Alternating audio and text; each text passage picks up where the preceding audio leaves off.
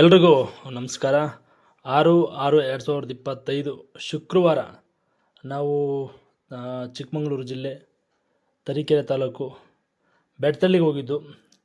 ಅಲ್ಲಿ ಒಬ್ಬರು ರೈತರು ಸುಮಾರು ಒಂದು 3 ಬೋರ್ವೆಲ್ ತೆಗ್ಸಿದ್ದಾರೆ. ಅಂದರೆ ತುಂಬ ಡ್ರೈ ಲ್ಯಾಂಡ್ ಅಲ್ಲೆಲ್ಲ ಎಲ್ಲರೂ ಕೂಡ ತೆಗ್ಸಿದ್ದಾರೆ. ಅಕ್ಕಪಕ್ಕ ಜಮೀನವರೆಲ್ಲ ತೆಗ್ಸಿದ್ದಾರೆ.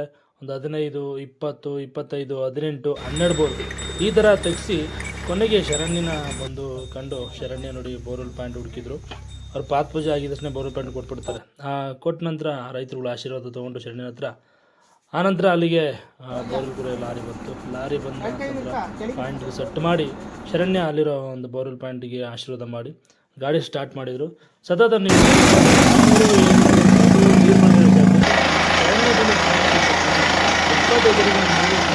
ಸತಿ 75 ಅಡಿಗೆ ನೋಡ್ತಿರ್ಬೋದು. 75 ಅಡಿಗೆ ಭಾಳ ಖುಷಿ ಆಯಿತು ನಿಜವಾಗ್ಲೂ. ನಾವು ಬರೋದೇನೋ 600, 700 ಅಡಿಗೆ ನೀರು ಬರೋದು ಅಂತಂದಿದ್ರು. ಆದರೆ ಬರೀ ಕೇವಲ 70ಇಂದ 75 ಅಡಿಗೆ ನೀರು ಬಂದು ಭಾಳ ಖುಷಿ ಆಯಿತು. ಭಗವಂತ ಆಮೇಲೆ 220 ಇನ್ನು ಕೆಳಗಡೆ ಹೋಗ್ತಾ ಒಂದು 500 ಅಡಿ ಲಾಸ್ಟ್ ಮಾಡಿದ್ರು. ಹಾಗೆ ಒಂದು ಚಿಕ್ಕ ವಿಡಿಯೋ ನೋಡ್ಕೊಬರೋಣ ಬನ್ನಿ.